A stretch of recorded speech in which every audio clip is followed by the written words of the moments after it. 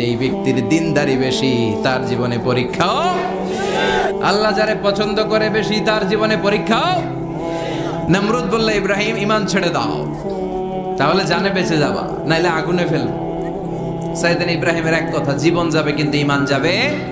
নমরুদ বলে, ঈমান ছেড়ে দাও, তা না হলে আগুনে ফেলবো। সাইয়েদনা ইব্রাহিম বলে, জীবন যাবে কিন্তু ঈমান যাবে। তার মানে আগুনের পরীক্ষায় পাস। চিল্লায় বলেন, আগুনের পরীক্ষায়।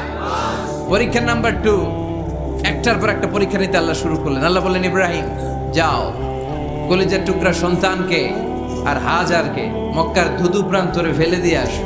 ওখানে মানুষ নাই, প্রাণী নাই, জনমানব শূন্য, দেখি আমার কদ্দুর ভালোবাসো। বলতে দেরি, টু শব্দ নাই, মরুভূমিতে ফেলে দিয়ে আসলেন।